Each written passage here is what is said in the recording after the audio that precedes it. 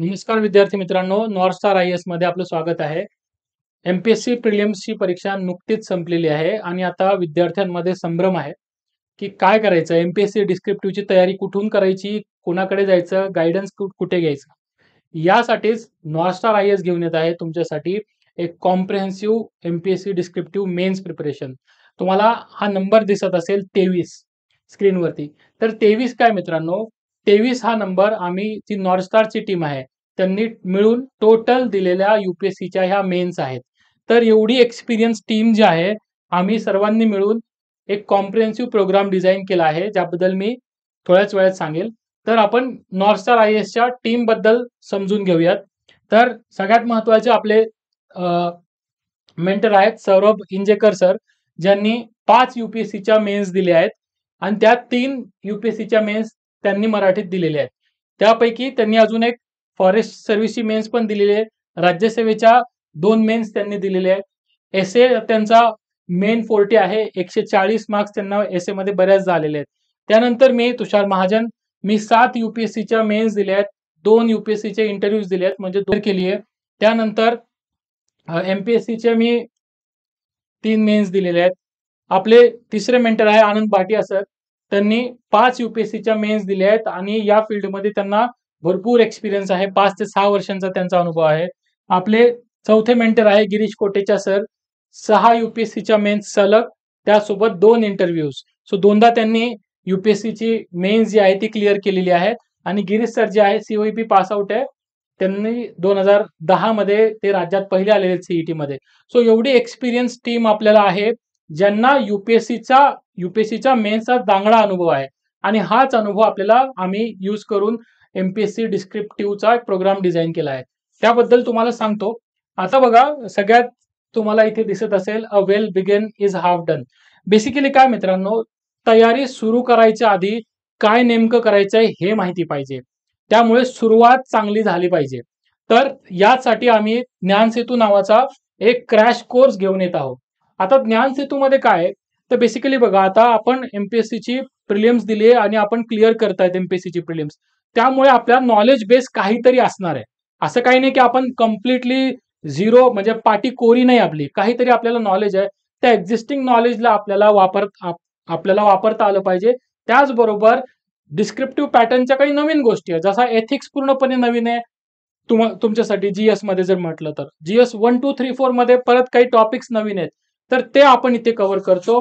ज्ञान सेतूमध्ये आपण काय करणार आहोत, तुमचे डिटेल टाइम टेबल जो आहे सौरभ सर नंतर तुम्हाला समजवतील या सेशनमध्ये.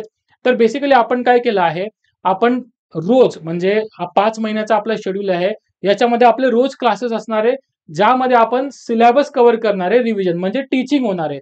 त्याचबरोबर टीचिंग बरोबरच तुम्हाला नोट्स दिल्या जातील, कारण नोट्सचा एक मेजर प्रश्न असणार आहे. आणि बघा, इंग्लिशमध्ये तर नोट्स मिळून जातील, कारण UPSCच्या लोकांचे नोट्स अवेलेबल आहेत, की कारण इंग्लिशमध्ये भरपूर काम झालेले डिस्क्रिप्टिव्ह मध्ये. पण मराठीमध्ये क्रिस्प नोट्स भेटणं महत्वाचं आहे. त्यासाठी इथे या प्रोग्राममध्ये तुम्हाला नोट्स दिल्या जातील, डेली टीचिंग होईल टॉपिक्सची. त्याचबरोबर आपण UPSCचे PYQs लिहून घेऊ. दररोज 1 ते 2 PYQs आपण लिहून घेऊ. सो बेसिकली काय आहे, की बरीच लोक तुम्हाला आता MPSC डिस्क्रिप्टिव्ह साठी जेव्हा तुम्ही जातायत, तर 2 पद्धतीचे तुम्हाला फीडबॅक जनरली येतात डिस्क्रिप्टिव्ह पॅटर्न बद्दल. की एक एक वर्ग असा आहे जो म्हणतो की भाई रोज लिहिलं पाहिजे, रोजच आन्सर रायटिंग केली पाहिजे, डायरेक्ट सुरुवात केली पाहिजे. तुम्हाला तुमचं वाचून झालंय का नाही, तुम्ही ते राहू द्या, डायरेक्ट लिहायला सुरुवात करा. आणि दुसरा वर्ग असा म्हणतोय की तुम्ही आधी वाचून घ्या, मग लिहायला लागा. पण जो सुवर्ण मध्य आहे तो कुठेतरी ह्या दोघांच्या मध्ये, 2 अप्रोचेसच्या मध्ये. आता कसं आहे, तुम्हाला या 5 महिन्यामध्ये फर्स्ट टाइम आहे हा, त्यामुळे या 5 महिन्यामध्ये तुम्हाला फर्स्ट टाइम सिलेबस पण कव्हर करायचा आहे आणि रायटिंग स्किल पण डेव्हलप करायची आहे. त्यामुळे एक गोष्ट तर लक्षात घ्या, सगळे रिलेटिव्ह कॉम्पिटिशन, म्हणजे सगळ्यांमध्ये रिलेटिव्ह कॉम्पिटिशन मध्ये सगळे एका लेवलला आहे. फक्त UPSC वाले जे लोक आहेत, ज्यांनी आधी मेन्स दिलेले आहे, ते काही कमी प्रमाणात असतील. ते जर सोडले तर बाकी सगळे एका लेवल प्लेइंग फील्ड आहे. त्यामुळे एकदम पण असं घाबरून जायची गरज नाहीये.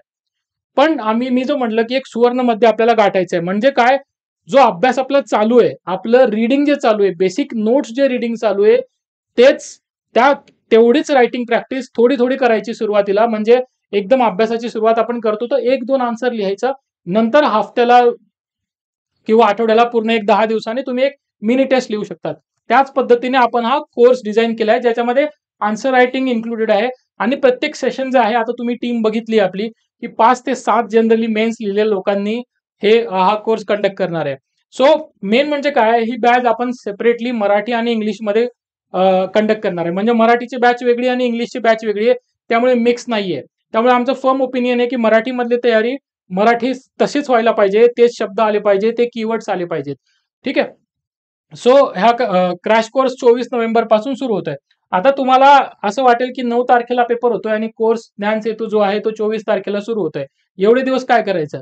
तर एवढे दिवस काय करायचं, ज्या बेसिक रूल्स आहेत परीक्षेचे, तुम्ही मेन्सचा सिलेबस बघितलेला नसेल, सिलेबस बघून घ्या, सिलेबसची कॉपी घ्या, बेसिक रिसोर्स गॅदर करा, ज्या तुमच्या ऑप्शनलच्या नोट्स असतील ते करा आणि आम्हाला येऊन भेटा. त्यामुळे असं सौरव सर पुढे सांगतीलच की आम्ही डेली त्याच्यामध्ये तुम्ही आल्यावर तुमची काउन्सिलिंग करू. तुम्ही कशामध्ये वीक आहात, काय तुमचे एरियाज आहेत ज्याच्यात जास्त काम करायची गरज आहे, कुठला अभ्यास झालाय नाही झालाय, ऑप्शनलचे काय तुम्हाला काही काउन्सिलिंग असेल ती सगळी आम्ही करू आणि तुमच्या जे पर्सनलाइज्ड प्लॅन असेल तो एक तुम्हाला बनवण्यामध्ये हेल्प करू. त्यामुळे घाई नका करू. तुम्ही या जेएम रोडला आम्हाला ऑफिसला भेटा आणि एक प्लॅन आपण बनवू शकतो. ठीक आहे. त्यानंतर पुढचं असणार आहे आणि हे लेक्चर जे आहेत ते आपले ऑनलाईन असणार आहे. उगत जाण्या येण्यामध्ये जास्त वेळ न घालवता, कारण वेळ कमी आहे. आणि लक्षात ठेवा, कंटेंट पटकन कव्हर करायचे आणि आन्सर रायटिंग पण करायची. त्यामुळे क्रिस्प नोट्स असणं फार महत्वाचं आहे. आणि इथे आपण दोघं इंग्लिश आणि मराठी मीडियमच्या नोट्स देतोय. नेक्स्ट आपला प्रोग्राम आहे टेस्ट सिरीज. कारण बघा, correct practice makes a man and women perfect. म्हणजे practice makes a man perfect हे आपण ऐकलेलं असतं, पण त्याच्यामध्ये थोडंसं मॉडिफिकेशन करण्याची गरज आहे की करेक्ट प्रॅक्टिस. आता करेक्ट प्रॅक्टिस म्हणजे काय बघा, उगच टेस्ट सिरीज काय होणार आहे, म्हणजे अशी एक भीती आहे की आता सगळे डिस्क्रिप्टिव्ह पॅटर्न येतोय, तर सगळे काय करतील, जनरली जे युपीएससीच्या कोचिंग क्लासेसच्या ऑलरेडी ज्या टेस्ट सिरीज आहेत त्याची बंबार्डमेंट तुमच्यावर होईल, असं होण्याची शक्यता आहे. पण तुम्ही जर व्यवस्थित विचार केला तर बघा, एमपीएससी ही एमपीएससी आहे. म्हणजे एमपीएससीचा जो पेपर होणार आहे मेन्स, त्याच्यामध्ये एमपीएससीचं कॅरेक्टर असणार आहे. म्हणजे काय, की महाराष्ट्र स्पेसिफिक क्वेश्चन्स तुम्हाला आले पाहिजेत. त्याचबरोबर एमपीएससीची मेन्स जी आहे ती ही पहिली डिस्क्रिप्टिव्ह होणार आहे, फर्स्ट टाइम डिस्क्रिप्टिव्ह होते. त्यामुळे लेवल जी असणार आहे ती असं म्हणजे प्रेडिक्ट आम्ही करतोय की इतकी अवघड नसेल, जे युपीएससी आता 2025 चे क्वेश्चन विचारते. त्यामुळे तो बेसिक अप्रोच असणार आहे. क्वेश्चन्स मध्ये म्हणजे बऱ्याच क्वेश्चन मध्ये बेसिक्स विचारलं जाणार, त्यानंतर महाराष्ट्र स्पेसिफिक तुम्हाला विचारलं जाणार.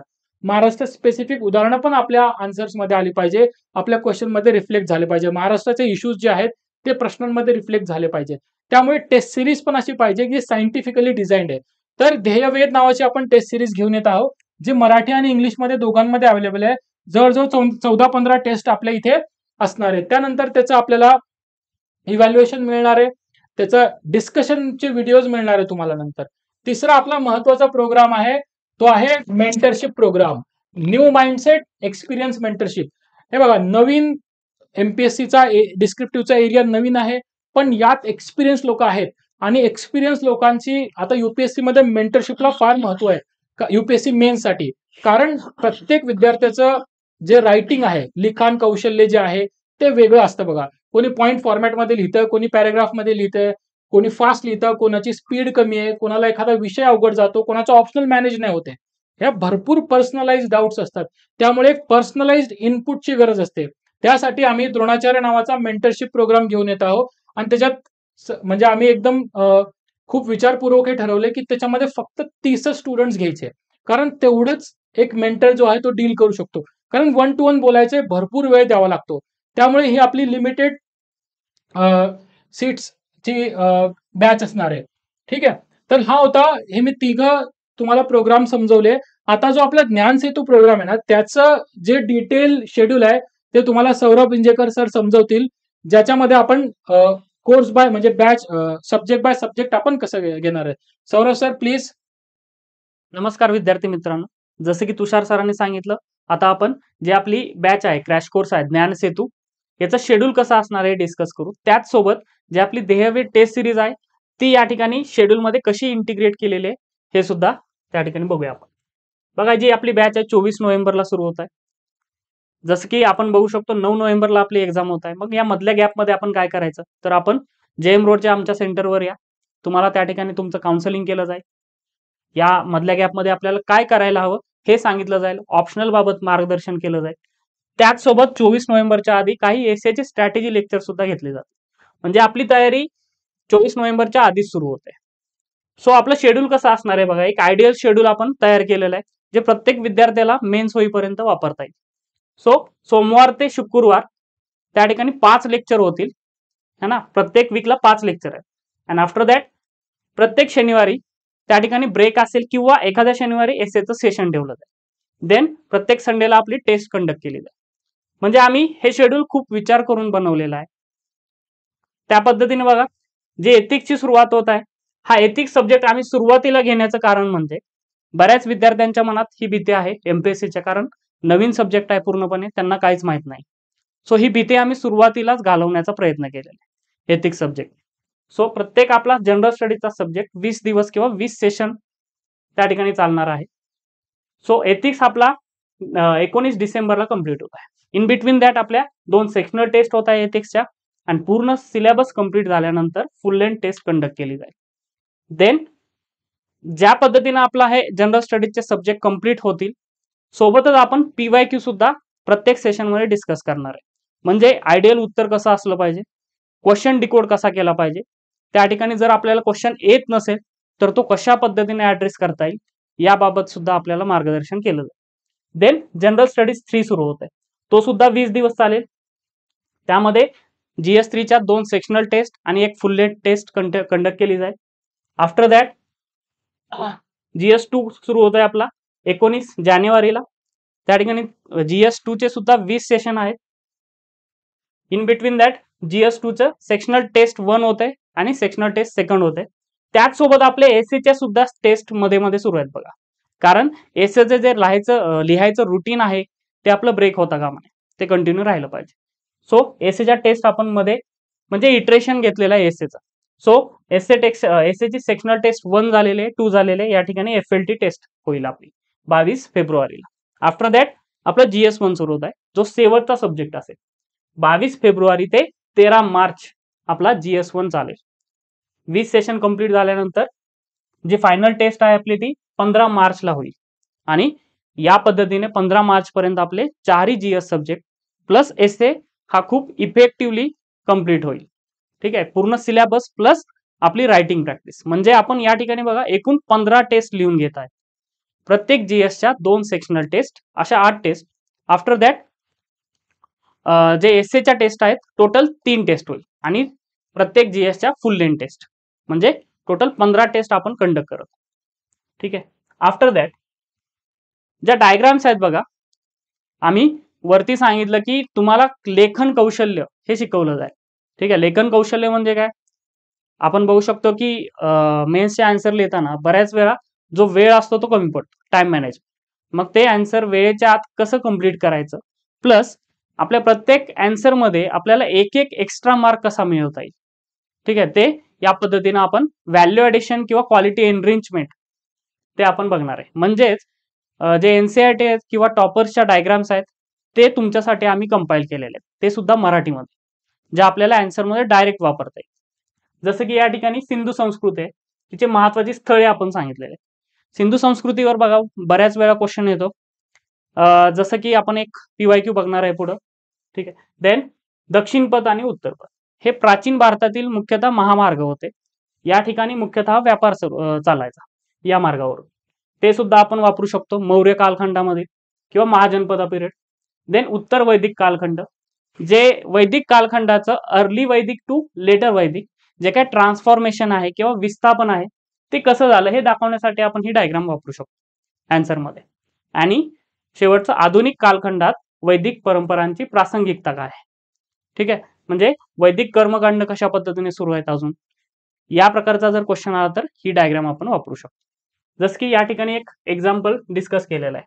2014 साली हा क्वेश्चन आलेला आहे सिंधू संस्कृतीवर, की सिंधू संस्कृतीच्या शहरी नियोजन आणि संस्कृतीने वर्तमान शहरीकरणामध्ये किती प्रमाणात योगदान दिले आहे. आता हा जर तुम्ही क्वेश्चन वाचला तर त्या ऐनवेळी तुम्हाला काय त्या ठिकाणी मुद्दे सुचणार नाही. बऱ्याच वेळा असं होईल बघा, जे आजचं शहरीकरण बघू शकतो आपण, बऱ्याच समस्या दिसून येतात. जसं की रिसेंटली महाराष्ट्रामध्ये सुद्धा पुण्यामध्ये हिंजवडीमध्ये एक इश्यू झालेला होता. ठीक आहे, की हिंजवडीमध्ये जे ट्रॅफिक होतंय किंवा तिथलं जे प्लॅनिंग आहे, तर बराच काळ तो इश्यू बातम्यामध्ये होता, डिबेटमध्ये होता. सो अशा प्रकारचे सुद्धा तुम्हाला क्वेश्चन आम्ही प्रेडिक्ट करून देणार आहे, ॲनालिसिस करून, की कोणते क्वेश्चन येऊ शकतात. ठीक आहे, महाराष्ट्राच्या पर्स्पेक्टिव्हमध्ये. सो हा जो क्वेश्चन आहे, या ठिकाणी एक आयडियल उत्तर तुम्हाला दिलेलं आहे. त्याच वेळी जे आपल्या डायग्राम कंपाईल केलेल्या आहेत, त्या डायग्राम या ठिकाणी उत्तरामध्ये कशा वापरू शकतो. जसं की जे आपण एक डायग्राम इन्क्लूड केलेले आहे, ती थेट या ठिकाणी क्वेश्चनला ऍड्रेस करते बघ. सिंधू संस्कृतीची आधुनिक प्रासंगिकता, होय ना. थेट या ठिकाणी आपण क्वेश्चनला ऍड्रेस करतोय. जसं की नगर रचना, आधुनिक शहरे आणि सार्वजनिक स्वच्छतेसाठी एक आदर्श आहे सिंधू संस्कृतीतील. तसंच सिंधू संस्कृतीतील नगर रचना कशा पद्धतीने नगरे किंवा शहरे डिवाइड केलेली होती, सिटाडेल आणि लोअर टाउन आपण म्हणू शकतो. ठीक आहे, ग्रीड पॅटर्न होते किंवा भूमिगत सांडपाणी व्यवस्था, ही खूप महत्वाची वैशिष्ट्ये आहेत सिंधू संस्कृतीची. आजही बघा आधुनिक भारतामध्ये बऱ्याच शहरामध्ये सांडपाणी व्यवस्था किंवा ओपन गटार दिसून येतात. सो या प्रकारचा आपण डायग्राम आपल्या आन्सर मध्ये वापरू शकतो. आणि कन्क्लुजन, जे आपण आन्सर लिहितो बघा युपीएससी मध्ये, आयडियली 2 पेजेस असतात आपले. सो त्याच पद्धतीने आम्ही हे आन्सर डिझाईन केलेले आहेत. ठीक आहे, की मुद्देसूद आणि व्यवस्थितरित्या तुम्हाला विदिन टाइम लिमिट हे आन्सर वापरता येईल. आफ्टर दॅट जिओग्राफीचे काय डायग्राम आहेत, जसं की GS1 चा मेन्सचा सिलेबस आहे तुम्हाला भूकंप किंवा अर्थक्वेक. त्या ठिकाणी ही डायग्राम वापरू शकतो आपण. भूकंप केंद्र आणि पृथ्वीचे अंतर, जे काय खनिजे वगैरे किंवा बाकीच्या गोष्टी आहेत. आणि देन एथिक्सच्या सुद्धा काही डायग्राम आपण कंपाईल केलेले आहेत. त्या संदर्भात तुषार सर तुम्हाला पुढचं मार्गदर्शन करतील. सौरभ सरांनी तुम्हाला सांगितलं की बघा युपीएससीच्या मेन्सचा पेपर लिहिताना टाइम मॅनेजमेंट आणि प्रेझेंटेशन याच्यावर आपण लक्ष देतो आणि ह्याच टेक्निक्स आम्ही युपीएससी मध्ये वापरल्या आहेत आणि चांगले मार्क्स आले. तर जसं तुम्हाला हिस्ट्री हे GS1चं झालं, GS1च्या डायग्राम्स आहेत, तसे आपल्या प्रत्येक GS1, 2, 3, 4 अशा 4ही GSच्या डायग्राम्सचं कंपायलेशन तुम्हाला मिळेल. आणि याच्याने तुम्ही तुमच्या आन्सरमध्ये म्हणजे 20 पैकी तुमच्या पेपरमध्ये 5-6 डायग्राम जरी आले तरी प्रत्येक डायग्राम तुम्ही अर्धा किंवा 1 मार्क कन्सिडर करा तुमचा वाढतोय. सो अशा व्हॅल्यू ऍडिशन्सने आपले मार्क्स वाढतात. जसं आता एथिक्सचं बघा, आता एथिक्स हा नीतिशास्त्र हा जो विषय आहे, एथिक्स हा जो विषय आहे तो आपल्यासाठी नवीन आहे. आणि तुम्ही युपीएससीची तयारी करणाऱ्या कोणालाही तुमच्या मित्राला विचारा की एथिक्समध्ये रायटिंगचे स्पीडचा फार इश्यू येतो. कारण एथिक्सचा प्रॉब्लेम काय आहे, म्हणजे एथिक्सचं एक मेजर चॅलेंज काय आहे की सगळे क्वेश्चन्स जसं हिस्ट्रीमध्ये सिंधू संस्कृतीबद्दल विचारले GS1 मध्ये, तुम्हाला माहिती असतं तुम्ही काहीतरी वाचलेलं आहे. एथिक्समध्ये काय प्रॉब्लेम आहे, तुम्ही कॉन्सेप्ट वाचतात वेगळं आणि युपीएससी त्याचं ऍप्लिकेशन विचारतं. म्हणजे एथिक्स हा कम्प्लिटली ऍप्लिकेशन बेस्ड विषय आहे. त्यामुळे आपलं तिथे विचार करून स्वतः तिथे पॉईंट जनरेट करणं हे थोडं अवघड होतं आणि स्पीडचा प्रॉब्लेम येतो. खास करून केस स्टडी आणि हे बॅलन्स नाही होत. तर एथिक्समध्ये हे डायग्राम्स आपण काढू शकतो जेणेकरून आपला आन्सर प्रेझेंटेबल वाटेल. आणि डायग्राम्समध्ये इथे काय केलेलं आहे आपण, की एक तर आमचा जो एक्सपिरियन्स होता, माझे जे क्लास नोट्स आहेत किंवा अजून ज्या मला नोट्स भेटल्यात त्या नोट्समधून हे डायग्राम्स कंपाईल केलेले आहेत. त्याचबरोबर युपीएससीचे जे टॉपर्स आहेत, समजा तुम्हाला इथं दिसेल की अनिमेश प्रधान सर आहेत, मागच्या वर्षी युपीएससी मध्ये ऑल इंडिया रँक 2 आहेत. त्यांच्या नोट्स मधल्या असे भरपूर टॉपर्स आहेत ज्यांनी खूप इनोव्हेटिव्ह पद्धती त्यांच्या आन्सर्स मध्ये वापरल्या आणि ते सोपे आहेत. त्याच्यामध्ये खूप काही क्लिष्ट नाही, खूप काही अवघड नाहीये. उदाहरणार्थ की नोकरशाही म्हणजे ऍडमिनिस्ट्रेशन मध्ये, प्रशासनामध्ये मूल्यांचं काय महत्व आहे किंवा कोणती घटक मूल्य आहेत, नीतिशास्त्र समजा, परिणामकारकता, कार्यक्षमता, समत्व, सहभाग इत्यादी. ह्या सगळ्या अशा व्हॅल्यूज तुम्ही जर आन्सर मध्ये काढून जरी दिलं तरी एक्झामिनरला काय कळतं की तुम्ही सगळ्या व्हॅल्यूज कव्हर केल्या आहेत. दुसरा प्रश्न की आता युपीएससी एमपीएससी काय करू शकतं, समजा एथिक्स मध्ये एक सिंपल क्वेश्चन येतो की बाबा तुमचं पार्टिसिपेटिव्ह गव्हर्नन्स जो आहे, म्हणजे प्रशासन जे आहे ते लोकाभिमुख कसं करता येईल आपल्याला, तर एक सिंपल डायग्राम तुम्ही काढू शकतात. हे शासन, प्रशासन आणि नागरिकांमधलं नातं आहे. आता शासन आणि प्रशासनातला अंतर आपल्याला माहिती आहे. मग सिंपल एवढं जरी दाखवलं तुम्ही की तिघं एकमेकांवरती अवलंबून आहेत, त्यामुळे आपण जर म्हणतो की प्रशासनाने किंवा जे सिव्हिल सर्वंट्स आहे, प्रशासकीय अधिकारी, त्यांनी नैतिकतेने वागलं पाहिजे, बरोबर आहे. पण नागरिकांचा पण रोल आहे ना महत्वाचा, की नागरिक पण त्यांच्या अधिकारांबद्दल जागरूक पाहिजे. त्यामुळे नागरिक, शासन आणि प्रशासन तिघांचा इंटरलिंक जेव्हा होते, तिघांमध्ये एक चांगलं समन्वय जेव्हा होते, तेव्हा एक सुशासन, आपण म्हणतो गुड गव्हर्नन्स जो आहे, जो कॉन्सेप्ट आहे तो एस्टॅब्लिश होतो.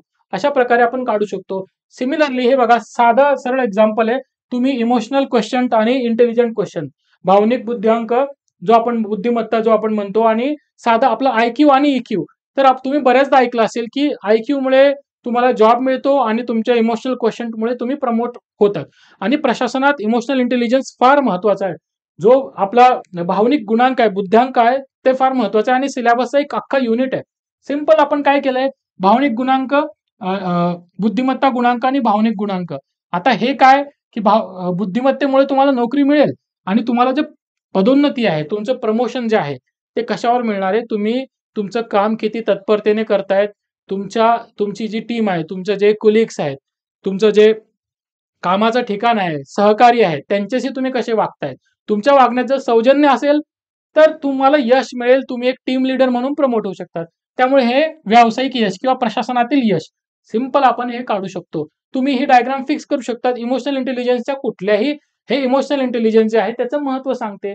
सिमिलरली हे बघा, मानवी आचरण जे आहे, आपण नैतिकतेचा अभ्यास करणार आहे की माणसाचं आचरण कसं बदलते, ते कायद्यांवरती अवलंबून आहे. कायदे आहेत आपल्या याच्यामध्ये, जसं हुंडा प्रतिबंध कायदा आहे की हुंडा तुम्ही घेऊ शकत नाही. त्यामुळे कायद्यांनी आपलं जे वागणं आहे ते रेग्युलेट होतं. सत्सद बुद्धी, आपला कॉन्शियन्स आपण म्हणतो, विवेक बुद्धी, त्याच्यानंतर नैतिक जे आहे, नैतिक मूल्य जे आहे, अशा प्रकारे आपलं ह्या सगळ्या गोष्टींमुळे आपलं वागणं जे आहे ते रेग्युलेट होत असतं. तुम्हाला काय करायचंय, सिंपल ह्या डायग्राम्स आम्ही तुम्हाला याचं कंपायलेशन देऊ, ह्याची तुम्हाला सतत प्रॅक्टिस करायची आहे आणि ते क्वेश्चन्स मध्ये यूज करायचे. ते कसं करायचं आपण आता बघू. आता हे जो आहे हा एक क्वेश्चन आहे, म्हणजे या बॅच मध्ये अजून एक पॉझिटिव्ह तुम्हाला सांगायचं तर हा PYQ आहे 2014चा UPSCच्या मेन्सचा. तर आपण या बॅच मध्ये मी जसं आधी सांगितलं की तुम्हाला PYQचं रेडीमेड सोल्युशन सुद्धा मिळणार आहे. 2014 ते 2025 पर्यंत आपण 2 फेजेस मध्ये येणार आहे. सुरुवातीला तुम्हाला पार्ट 1 मिळेल, एकदम जास्त बंबार्टमेंट नको. 2014 ते 2019 पर्यंत तुम्हाला ज्या दिवशी तुम्ही बॅच जॉईन करणार किंवा त्याच्या आधी पण तुम्हाला टेलिग्राम चॅनलवर किंवा अजून आम्ही अवेलेबल करून देऊ, हे तुम्हाला रेडीमेड सोल्युशन्स मिळतील. आणि हे सोल्युशन्स काही म्हणजे तुम्हाला असं वाटेल की कुठून ट्रान्सलेट केलेले वगैरे नाही, हे आम्ही स्वतः क्युरेट केलेले आहेत. तुम्ही जर वाचलं, हे समजा हे 2014चा पहिलाच क्वेश्चन आहे एथिक्सचा, सर्व मानवांना आनंदाची आकांक्षा असते. तुम्ही सहमत आहात का? तुमच्यासाठी आनंदाचा अर्थ काय आहे? आता बेसिकली आनंदाचा अर्थ स्वतःसाठी सांगायचा आहे आणि आनंदाचं महत्व पटवून द्यायचंय. आता बघा, हे पॉइंट्स बघा, UPSC मध्ये आपण आन्सर्स असंच लिहितो की पहिला तर ते आर्ग्युमेंट देतो की आनंद महत्वाचा काय आहे, नंतर त्याचं उदाहरण देतो. तर कायम एक गोष्ट लक्षात ठेवा, MPSC डिस्क्रिप्टिव्ह साठी एक गोष्ट खूप गडबडीची होणार आहे, त्या म्हणजे सगळे लोक घाई करतील एका गोष्टीची की UPSC ला सर्रास कॉपी करतील आन्सर्स मध्ये. पण लक्षात ठेवा, MPSC मध्ये जर सक्सेस मिळवायचं असेल तर आपल्याला एक्झाम्पल्स आणि जो आपला अभ्यास आहे ना, त्याच्यामध्ये महाराष्ट्र सेंट्रिक अप्रोच ठेवावाच लागणार आहे. म्हणजे हा कसा ठेवता येईल, आता एथिक्स मध्ये तर काही महाराष्ट्र स्पेसिफिक असं काही, जसं हिस्ट्रीमध्ये येऊ शकतं की बाबा महाराष्ट्रातलं जे स्थापत्य कला आहे ते त्याबद्दल सांगा, अजंता वेलोरा आहे किंवा एलोरा आहे, किंवा अजून महाराष्ट्राचा इतिहास आहे, मराठा साम्राज्य आहे, त्याबद्दल सांगा. पण एथिक्सचं असं काही नाही ना, एथिक्सचं जनरल आहे. मग एथिक्सला महाराष्ट्र सेंट्रिक आपण कसं करू शकतो? महाराष्ट्रातले जे संत आहे, एवढे सगळे महाराष्ट्रातलं प्रशासन आहे, त्यांना आपण इथे इन्क्लूड करू शकतो. उदाहरणार्थ मी याच्यामध्ये एक्झाम्पल दिले, तुम्ही ते बघू शकतात. हे जी PDF आहे 2014ची, हे डिस्क्रिप्शन बॉक्स मध्ये आम्ही टाकू. उदाहरणार्थ आता आनंदाचं महत्व सांगायचंय तर संत ज्ञानेश्वरांनी एवढं आपल्या संस्कृतीमध्ये कोण होऊन गेलंय? संत ज्ञानेश्वरांनी आनंदावरती आपण लहानपणापासूनच आपल्या थोरांच्या आणि मोठ्यांच्या तोंडातून ऐकतोय, संतांच्या याच्यातून ऐकतोय की आनंदाचे डोही आनंद तरंग, या एवढं वाक्य सगळ्यांनी ऐकलंय ना.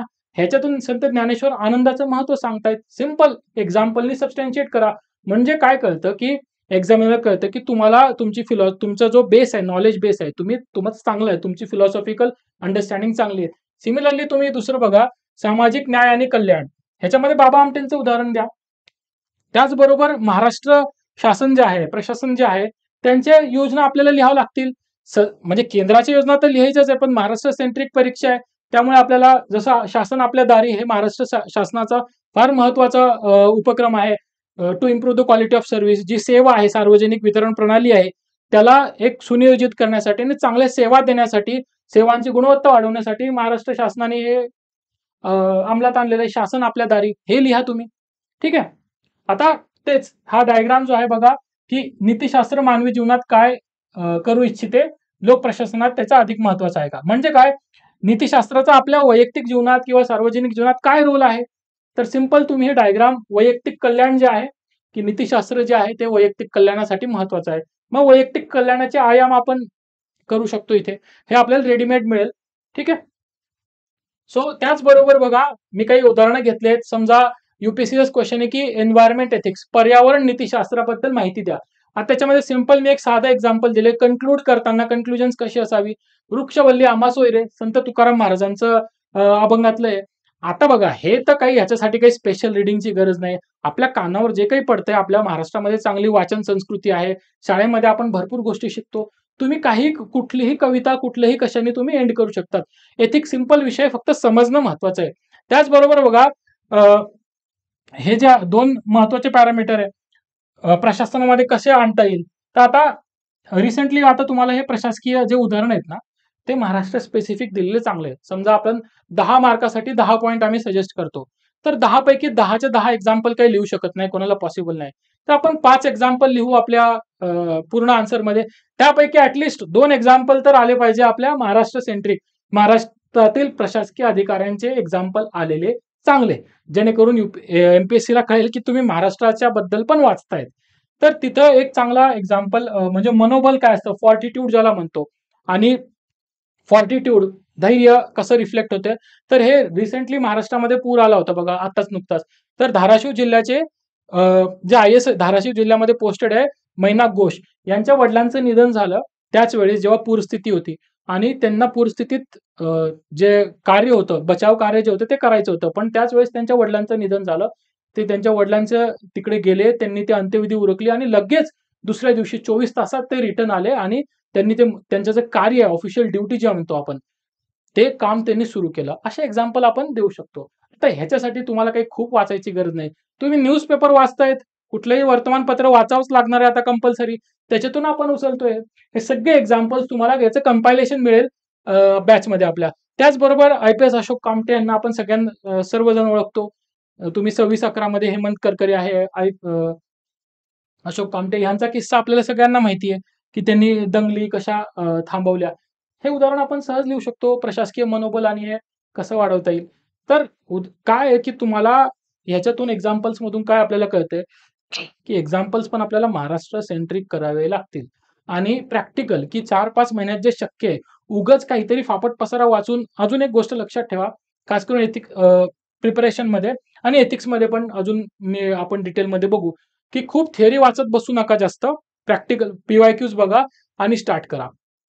तर हे बघा, असं आपलं सगळं बॅचमध्ये. याचबरोबर तुम्हाला नोट्स देतील. नोट्सचे सॅम्पल पण तुम्हाला डिस्क्रिप्शन ज्या लिंकमध्ये भेटतील. टेलिग्राम चॅनलची लिंक मिळेल आणि PYQचं पण तुम्हाला हे रेफरन्ससाठी आम्ही टाकून देऊ. डायग्रामची लिंक पण टाकून देऊ. सो मी सौरव सरांना परत इन्व्हाइट करेल. सो हे होता आपला मेन्सचा जो प्रोग्राम आहे, तो खूप तुम्हाला कळला असेल. सायंटिफिकली डिझाइन आहे. आन्सर रायटिंग वरती आम्ही भरपूर काम केलेले आहे आमच्या UPSCच्या तयारीमध्ये. मेन्सची एक्झाम पण क्लिअर केलेली आहे. त्यामुळे सांगतो, की तुम्ही इन्फॉर्म डिसिजन घ्या. इथे क्वालिटी तुमच्या सगळ्या याच्यावर काम करता येईल. क्वालिटी कंटेंट आणि क्वालिटी आन्सर रायटिंग. बघा, त्याच वेळी मार्केटमध्ये आपण बघू शकतो, की जे PYQ सोल्युशन्स आहेत, आम्ही व्यवस्थित अॅनालिसिस केलं, की त्या ठिकाणी जे PYQ सोल्युशन मराठीमध्ये हवेत, ते योग्य क्वालिटी देत नाहीत. म्हणजे बऱ्याच ठिकाणी काय केलेलं आहे, UPSCचे ॲज इट इज कॉपी केलेले आहेत ट्रान्सलेशन, किंवा जे ॲक्च्युअली ॲन्सरची लेंथ फॉलो करायला पाहिजे ती फॉलो केली नाही. 400-500 वर्ड्स दिलेले आहेत. सो एक महत्त्वाची गोष्ट सांगायची, फक्त बॅचच्या स्टुडंटसाठीच नाही, तर सगळ्या मेन्स प्रिपेअर करणाऱ्या स्टुडंटसाठी, की लवकरच आमचं एक PYQ सोल्युशनचं बुक सुद्धा मराठीमध्ये येत आहे. खूप अभ्यास करून आणि त्या ठिकाणी इन डेप्थ स्टडी करून ते बनवलेलं आहे, जे सगळ्यांसाठी उपयुक्त असेल. तुम्ही नक्कीच त्याचा फायदा घेऊ शकता. आणि त्याचवेळी 23 ही गोष्ट सरांनी सांगितली, की नक्कीच तुम्ही 23 मुख्य परीक्षा दिलेल्या मेंटॉर्सचा त्या ठिकाणी मार्गदर्शनाचा लाभ घ्या आणि आपल्या यशाचा मार्ग त्या ठिकाणी प्रशस्त करा. ठीक आहे. Thank you very much. तर तुम्हाला काही डाऊट असला मेन्स प्रिपरेशन बद्दल, तर नक्की या, भेट द्या. फोन नंबर दिलेला आहे. स्क्रीनवर डिस्क्रिप्शनमध्ये टेलिग्राम लिंक पण आहे, तिथे पण फोन नंबर असेल. तुम्ही कॉल करा. कसलीही म्हणजे सुरुवात करायची, काय करायचंय, बेसिक डाउट्स असतील ते आम्ही जो 10 दिवसाचा गॅप ठेवलेला आहे, म्हणजे 10-12 दिवसाचा, तो यासाठीच की पहिले विद्यार्थ्यांशी बोलावं लागेल. ते तुमच्या काय कन्सर्न्स असतील ते आपण सॉल्व्ह करू. कुठलाही डाऊट असला बॅचच लावा असं काही गरजेचं येस. नाहीये. तुम्हाला नक्की काहीतरी मिनिमम वेळेमध्ये कसं आपण करू शकतो, ते तुम्हाला नक्की सांगण्यात येईल. Thank you and all the best.